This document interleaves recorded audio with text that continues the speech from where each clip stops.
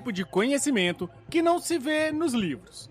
Vem das mãos calejadas, dos pés descalços na terra fria de manhã e da observação silenciosa que dura décadas. Um saber que se mede em camadas de humus, em ciclos de chuva, em frutos que teimam em nascer onde ninguém mais acredita. O nosso podcast Muda Floresta, nesta temporada especial, saímos um pouco da teoria e vamos mergulhar fundo nesse saber. Mas não viemos apenas escutar histórias bonitas. Viemos atrás de algo raro. Gente que pratica agrofloresta enquanto olha para os números, para as comunidades, para a organização dos agricultores. Gente que planta e ao mesmo tempo analisa, registra e conecta. E foi atrás desse perfil que chegamos até o interior do Paraná, numa região onde o mapa diz que o cacau não dá. Mas a terra, sob os cuidados do seu Edgar, discorda desse mapa há mais de 20 anos. E quem já escutou os nossos episódios já ouviu sobre ele por aqui, ou já pelo menos ouviu alguns de seus ensinamentos, como quem tem dó de podar não tem planta.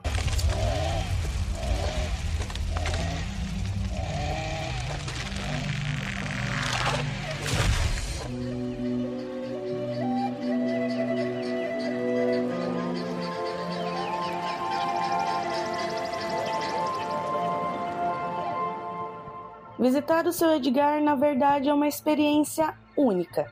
Lá no sítio Cavalcante, que atualmente é dos seus filhos, você encontra biodiversidade, conhecimento, abundância e um verdadeiro paraíso agroflorestal.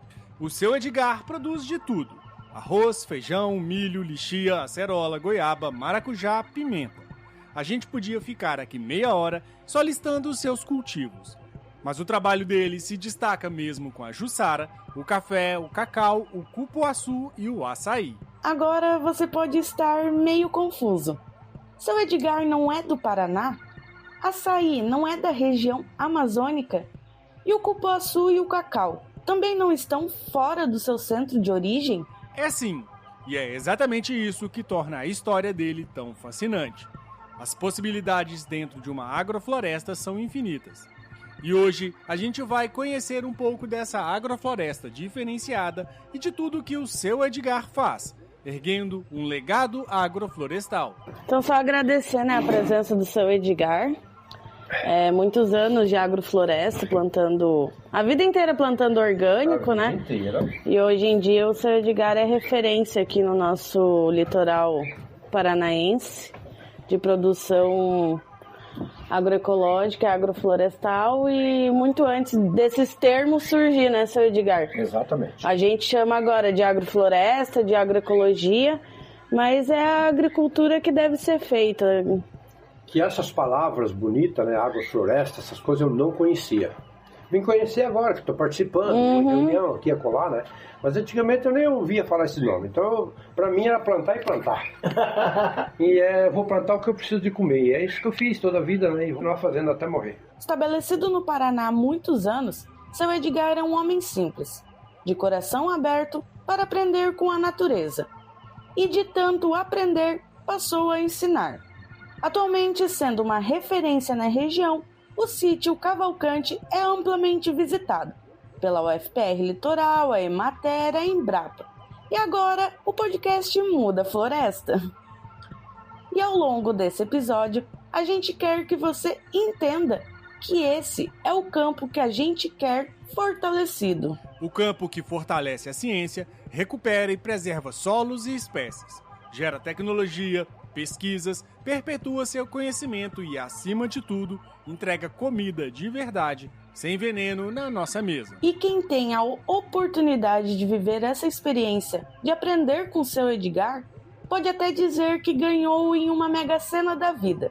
E agora chegou a hora de vocês saborearem um pouco do que é se encontrar com esse senhor de sabedoria ancestral.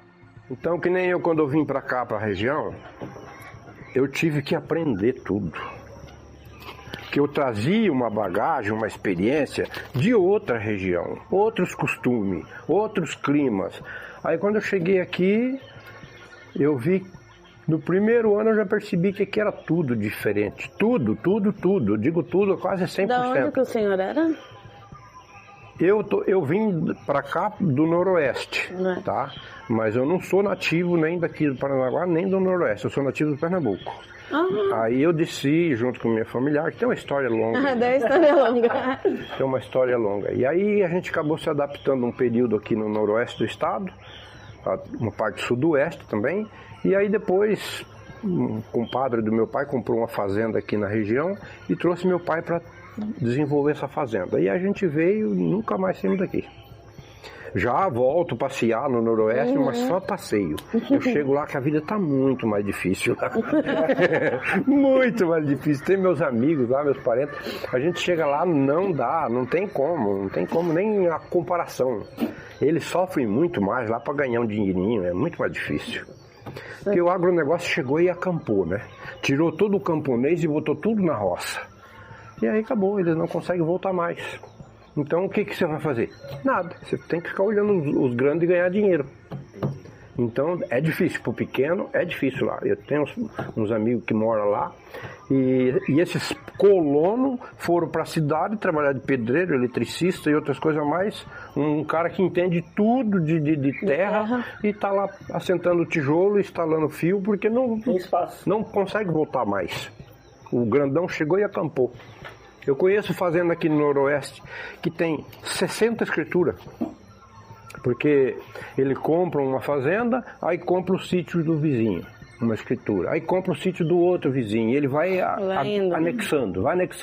Aí quando vê, ele tem 60 propriedades em redor, que ele se tornou uma única. E cada propriedade tem um documento, né? Aí tá lá aquela pilha de escritura, assim, que é terreno que eles foram comprando, e virou uma única fazenda. E aí, para onde foi todo esse povo? Inchar a cidade. Aí a cidade fica lá naquela bagunça danada, criando marginal e fazer o quê? Seu Edgar veio de longe, se envolver com o nosso território. E aqui, com observação, curiosidade, dedicação e muito trabalho, quebrou paradigmas. Porque tem uma coisa que a gente aprendeu com o passo do clima lá no episódio 35, que as árvores moldam o clima local, mas também são moldadas por ele. Cada região impõe seus limites. Só que o seu Edgar descobriu que esses limites podem ser desafiados, não com violência contra a natureza, mas com parceria. Então isso foi uma das coisas que mexeu com a minha cabeça. Falei, como aqui eu tenho o mesmo clima, quase 100% igual. Não é 100%, mas é quase 100% igual. Então por que não tentar adaptar essas plantas aqui? E quando eu comecei a trazer as primeiras plantas, a própria Emater, que hoje é o IAD, a própria Emater falou para mim que não compensava, que eu ia fazer bobagem. Aí eu falei pro rapaz, poxa, mas o não eu já tenho, eu vou arriscar. Quando eu fui trazer o cupuaçu para cá, a mesma coisa. Quando eu fui trazer o café para cá pro litoral, um monte de engenheiros agrônomos, não, você tá louco, no litoral não dá café. E o cacau, então? E o cacau, então, aí eu fui quebrando o paradigma, fui derrubando tudo por terra.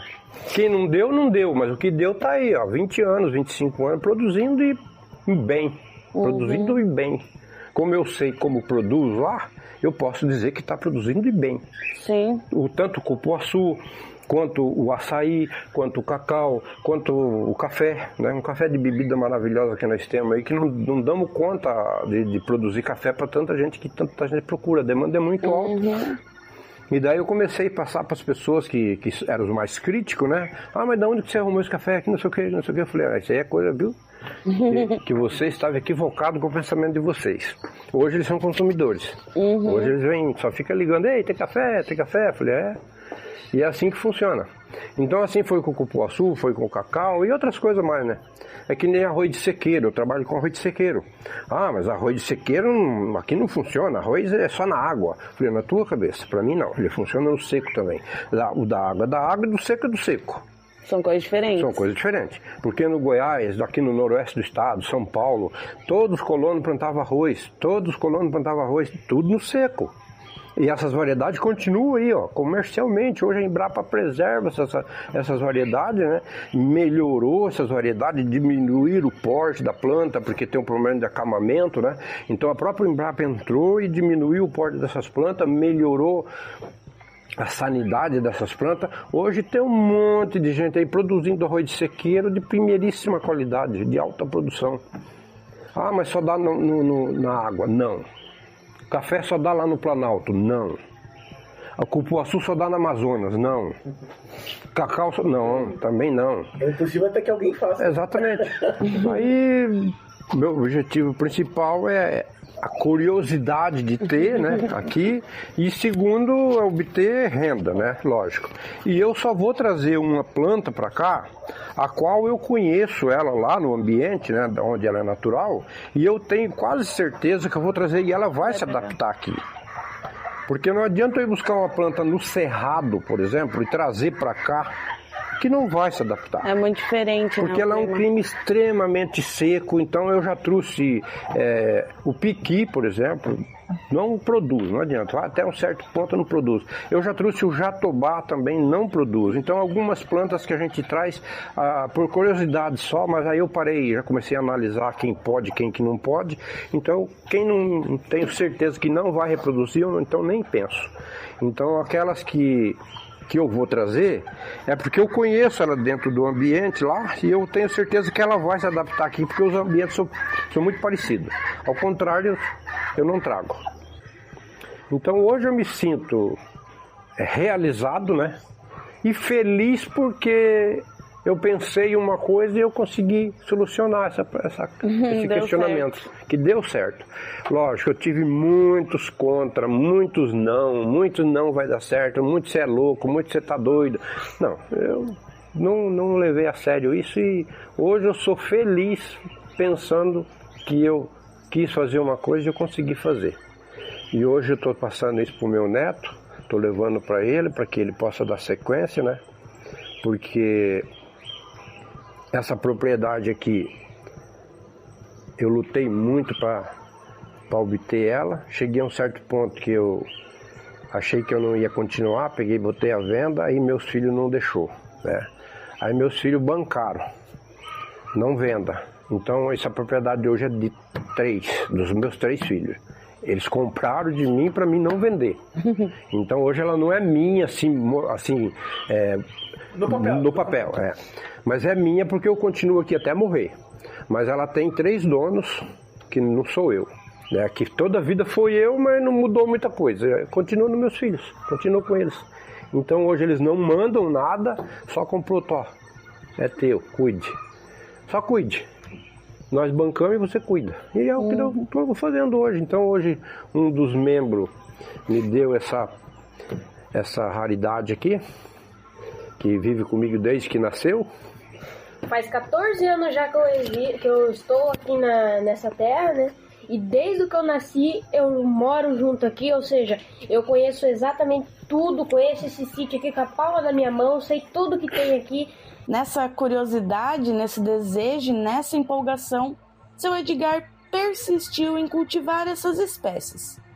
E ao longo da caminhada, não pense que tudo foram flores e colheita. Além de muita gente duvidando que através de um sistema agroflorestal seria viável ter essas plantas no litoral do Paraná, seu Edgar também enfrentou uma longa caminhada de aprendizado e persistência. E eu lembro da época que eu vinha com a faculdade aqui, o senhor contar essa história, que o senhor tem uma relação das abelhas nativas com a produção do cacau e do cupuaçu, né? Como é que foi isso? Então, isso é uma consumação, é uma confirmação. Sem abelha nativa não tem cupuaçu.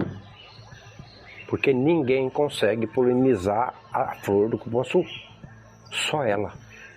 Porque um cupuaçu que gera um fruto de até 3 quilos, 3,5 quilos, tem uma flor minúscula do tamanho de uma unha, com um emaranhado de tentáculos para tudo quanto é lado, que ninguém consegue chegar e fazer a polinização.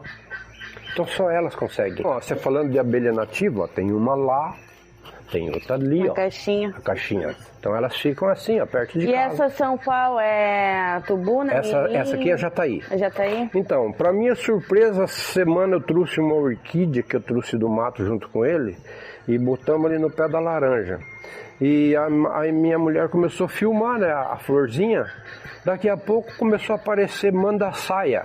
Olha. Aos montes, buscando o pólen daquela florzinha. Falei, cara, essa florzinha deve ser muito extraordinária, porque eu nunca vi uma mandaçaia aqui agora, e de repente vem aos montes buscar esse pólen dessa planta. Então essa planta aqui é interessante. É bom ter aqui.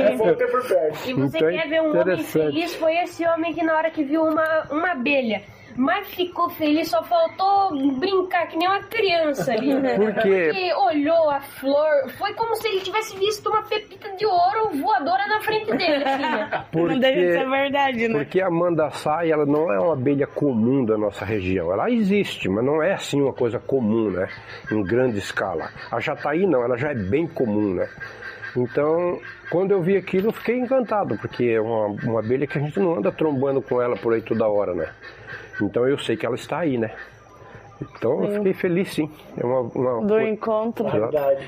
E como é que o senhor percebeu que a chave do cupuaçu era as abelhinhas, assim? É porque eu fiquei 6 anos sem produzir. Eu fiquei 6 anos sem produzir, vendo meus pés de cupuaçu. Bonito. Flores e flores e flores e nenhum fruto. Aí eu fui buscar informação lá. Fui lá na Amazônia buscar informação. O porquê que meu pé de cupuaçu não está produzindo? Primeira pergunta que essa pessoa me faz: quantos pés você tem? Eu falei, tenho vários. Então, todos estão produzindo flor na mesma época? Estão. É da mesma fruta? É isso, aquilo outro? Um monte de pergunta, né? E aí eu cheguei à seguinte conclusão: se você pegar uma fruta de cupuaçu, tirar 30 sementes dela e germinar todas as 30 sementes, plantar e transformar ela em 30 árvores, nenhuma vai produzir. Porque ambas foi gerado de uma única fruta. Ela tem que ter essa variedade genética. Cruzamento. Então o que você tem que fazer? Você tem que ter 2 plantas. Ou você pode comprar 50 plantas de uma variedade e uma de outra variedade. Essa uma resolve o problema das 50. Agora tem que ter. E aí foi que clareou a minha cabeça. Ó. Falou, não adianta você ir lá no teu pomar, colher semente de tudo quanto é lado e semear. Se for uma variedade só, não será indicado. Então você tem que fazer o seguinte: no mínimo 2 variedades diferentes.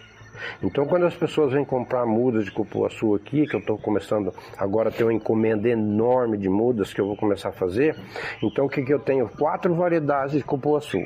O que eu faço? Eu seleciono uma variedade só para provocar o entreponto. O que eu faço? Faço a coleta das melhores frutas de toda a lavoura, seleciono a semente dessas melhores frutas e vou lá naquela planta e seleciono as frutas dessa planta. Semeio tudo na mesma época, só que separadas. Uhum. Quando você vem comprar a muda do cupuaçu, isso aí já é um ponto que eu já digo logo para a pessoa: uma muda só eu não te vendo, porque você vai me xingar amanhã. Que não produz. Não vai produzir. Então eu vou afirmar para você que você vai perder teu dinheiro e teu tempo. Eu só te vendo se for acima de 2, porque eu vou te vender uma daqui e uma daqui. Se você levar, eu quero 20 mudas, eu te mando 19 daqui, mando uma daqui. Resolve o teu problema, todo mundo vai produzir. Agora, se não fizer isso, é tempo perdido. Vai jogar o tempo fora, não vai conseguir fazer. E isso eu busquei essa informação aonde? Não foi nem um engenheiro, não foi nem um agrônomo, foi um caboclinho. Eu cheguei lá e sentei junto com ele e ele explicou para mim: funciona assim. E sem a abelha nativa você não faz nada. Porque na Amazônia ela é em abundância, ela tem variedades de abelha nativa e ela resolve esse problema. Já aqui eu não tinha abelha nativa. Daí foi quando o senhor começou a ter Aí as eu caixas corri de atrás, comecei a buscar informação, aí eu comecei a armar, fiz um curso que a Emater forneceu pra gente, né? Através desse curso que a Emater forneceu, que a gente fez lá em Curitiba, foi muito proveitoso. Aí eu cheguei aqui, já comecei a arrumar as caixinhas, eu mesmo que faço, né, as caixinhas, e já comecei a distribuir as armadilhas pela roça, aí já peguei uma porção, já tem para todo lugar aí. Então acabou o problema do cupuaçu. Hoje ele produz, que é uma beleza. Agora, nós acreditamos que você já entendeu a importância do conhecimento e da observação numa agricultura ecológica e agroflorestal acima de tudo. Então, vamos conhecer um pouco do trabalho do seu Edgar, para você entender por que a Embrapa e outros órgãos vivem visitando a sua propriedade. E aqui nós temos 2 plantas de norte e sul. Jussara, sul. Açaí, norte. Então tá todos os 2 produzindo frutas, olha lá. Na mesma época, olha esse aqui que tem um cacho bonito, ó, lá em cima. Então esse aqui é só para uma demonstração. O açaí ele entorcera. Ó, o açaí, tudo isso aqui é uma planta única, ó. Ele entorcera, ó, vale, ó. Tem 1, 2, 3, 4, 5, 6, 7, 8 plantas numa torceira só, 9. De vez em quando eu faço desbaste, para não virar uma vassoura. Então eu mantenho ele sempre desbastado. Não fazer muito. E você pode aproveitar dela tanto o cacho para fazer a polpa, como você pode aproveitar a haste para fazer palmito. Quando ela tem muito, você tira o mais velho e vai deixando esses novinhos crescendo no lugar. Cada um que você tira, outro vai chegando no lugar. É que nem a pupunha, ó. Você desbasta um, tá vendo lá? Ó, e vem outros no lugar. É o tempo inteiro, isso é um ciclo contínuo. Você está a vida inteira colhendo o palmito da pupunha. O açaí, isso aqui era o rio antigamente. Só que foi dragado, aí ele foi jogado lá. Era aqui. O açaí gosta de área úmida. Quanto mais úmido para ele é melhor. Porque na Amazônia ele sofre o processo da maré, né? Então como ele está na beira do rio, toda hora tem água na base, né? Toda hora ele tem água na base. Então ele sofre o processo natural. Todo dia tem a maré banhando ele. Então ele adora esse tipo de coisa. Então o que eu fiz? Eu peguei, fiz uma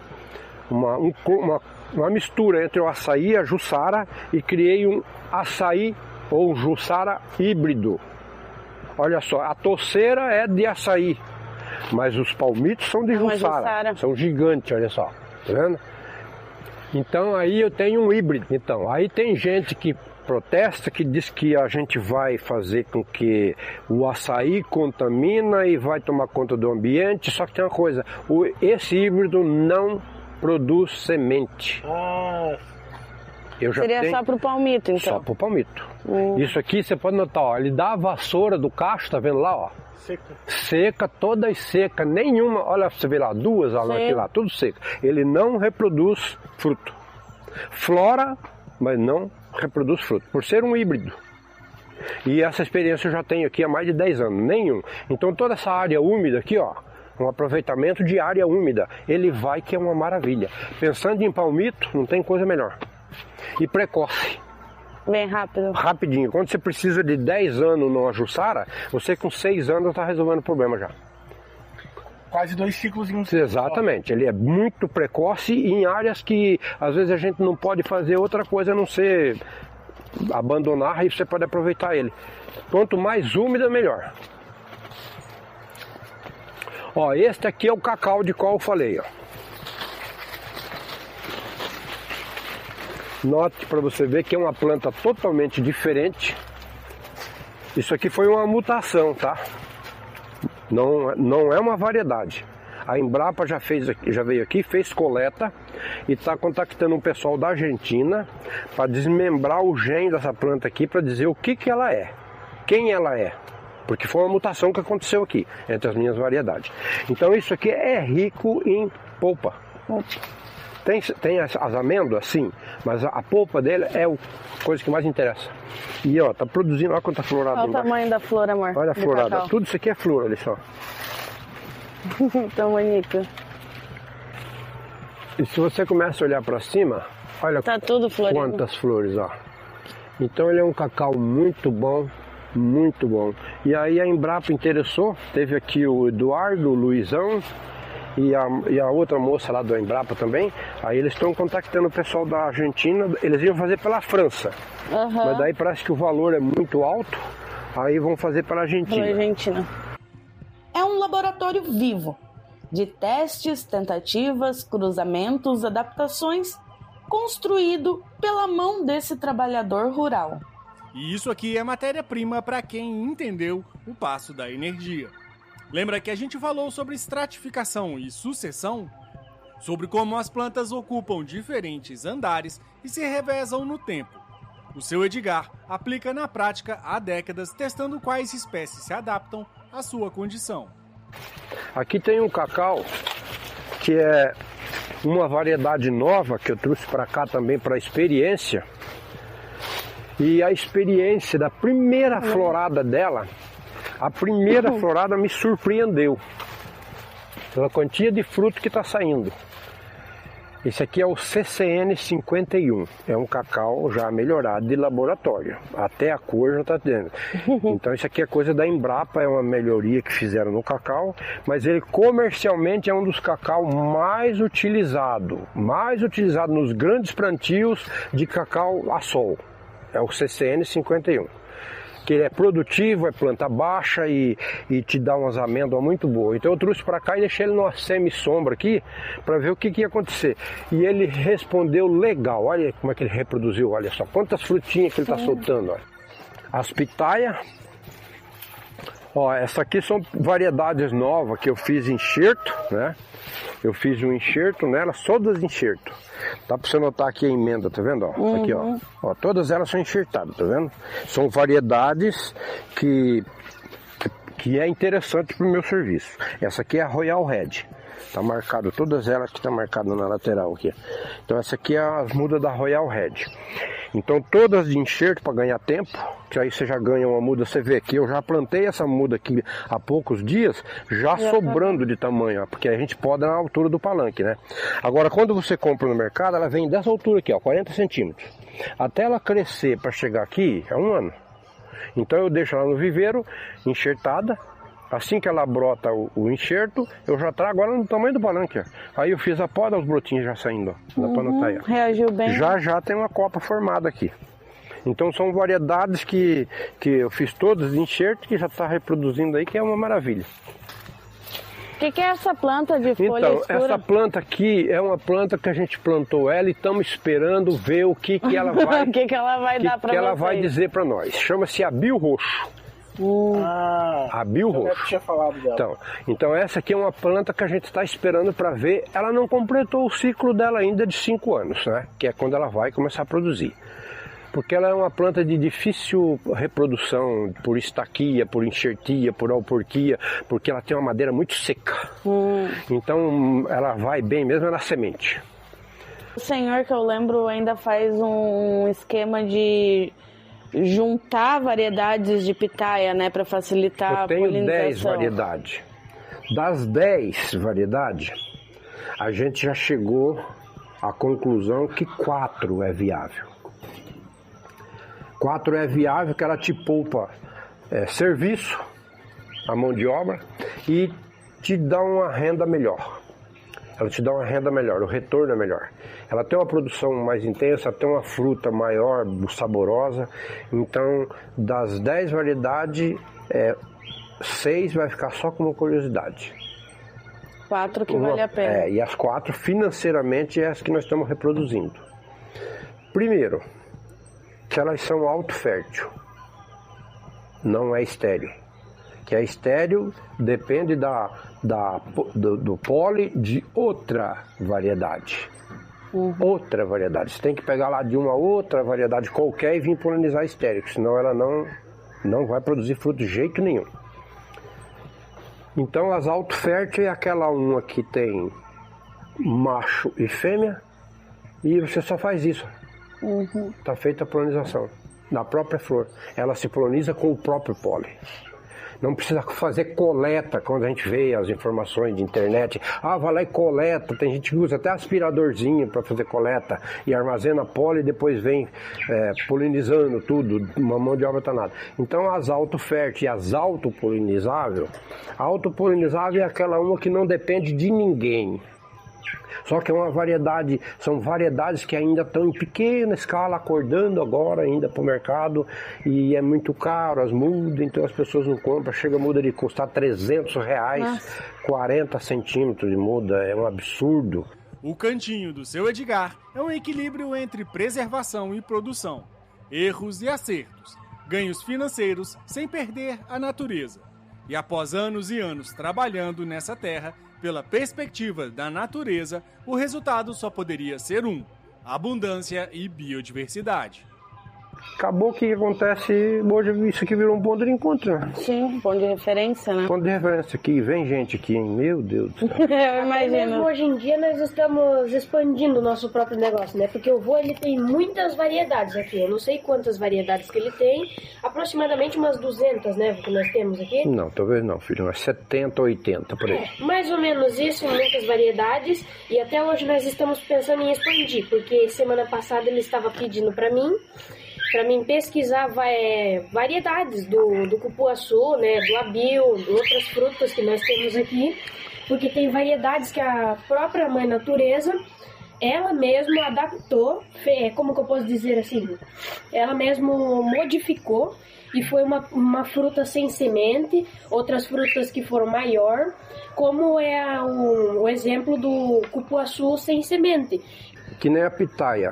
As pessoas quando chegam aqui, comem uma pitaia aqui na roça, mas é totalmente diferente.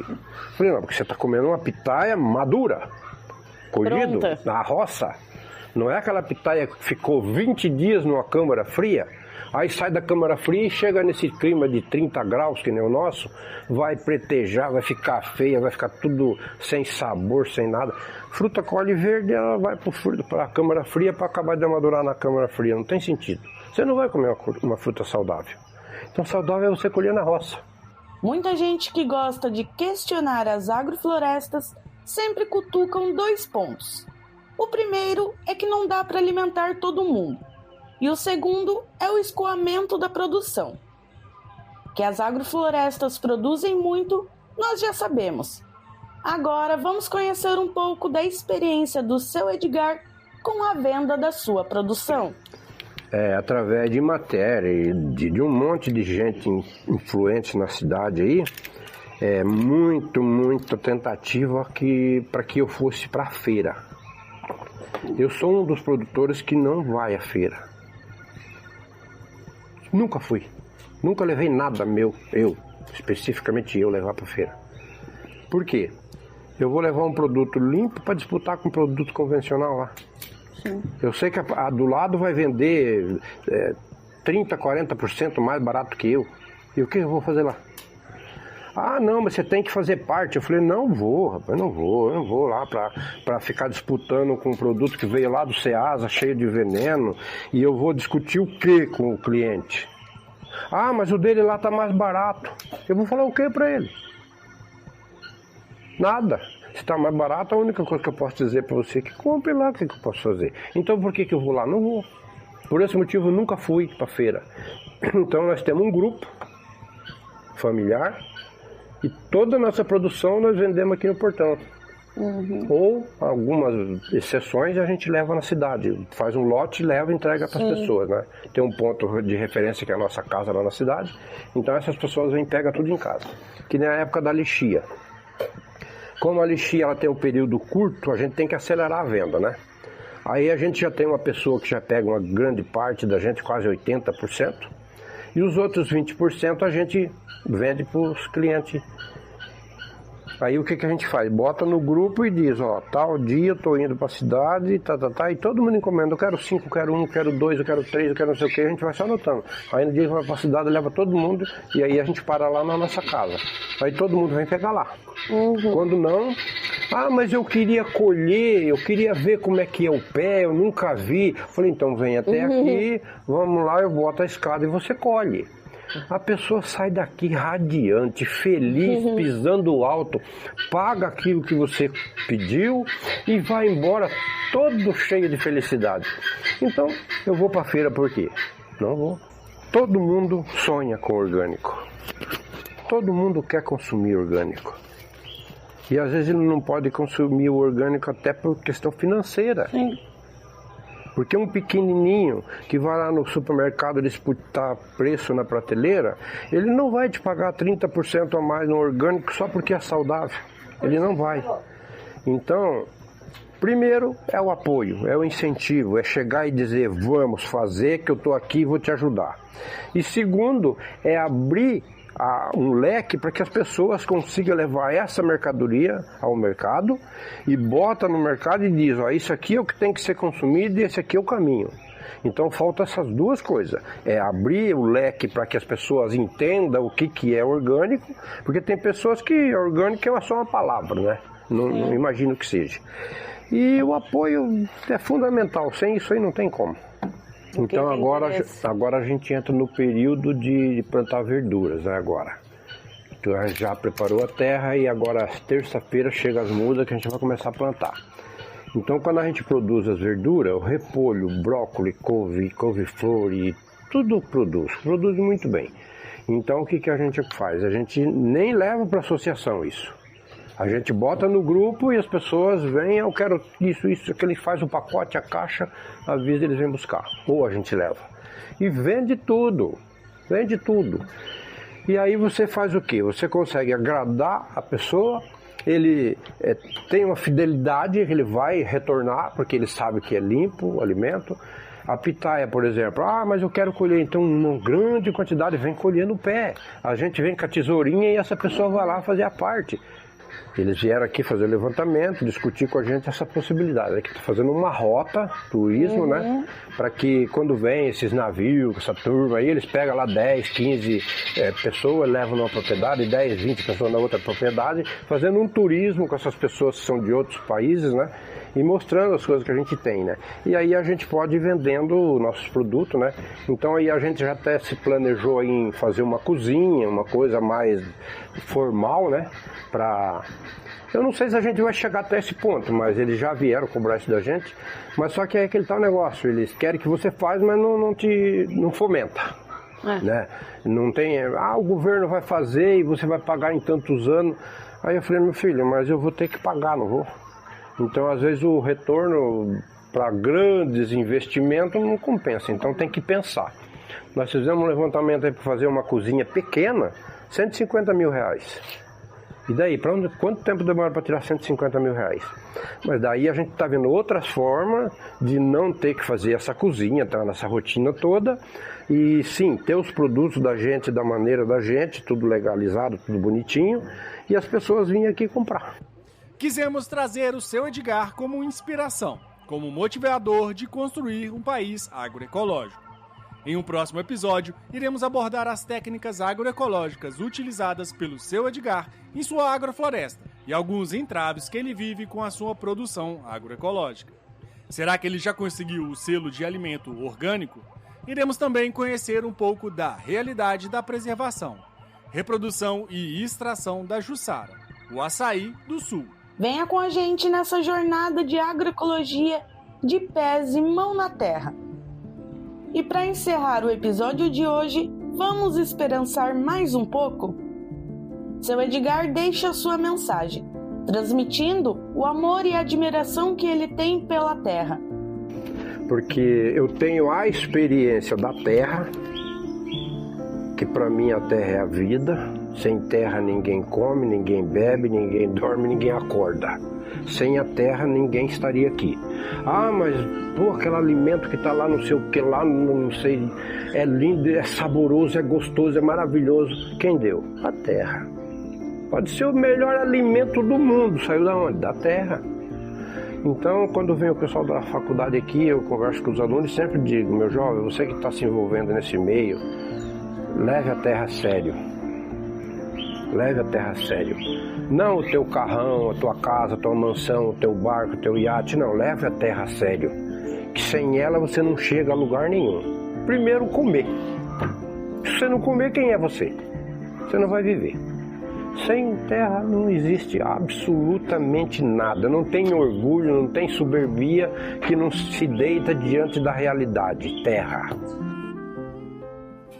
Já mudei o meu sistema, já deixei o que não presta. Agora eu vivo feliz no sistema agrofloresta. Os passarinhos no rancho em volta já fazem festa e a lua só me clareia no sistema agrofloresta. Se você gostou de conhecer o Seu Edgar, Não esqueça de curtir, comentar e compartilhar o nosso episódio. Considere também apoiar financeiramente o nosso podcast. Você pode assinar a nossa campanha no apoia.se/mudafloresta ou também contribuir pelo Pix, contato@mudafloresta.com. No meu peito só tem festa, vou cantando tão sereno, como vivo tão feliz, já não usando veneno. Cuidando da natureza, vamos ter grande resposta. Já não uso mais veneno com uma bomba nas costas. O veneno é uma droga, duvido que alguém contesta. É um milagre de Deus, do sistema agrofloresta. No MST, a floresta é para valer! Florestas ou nada.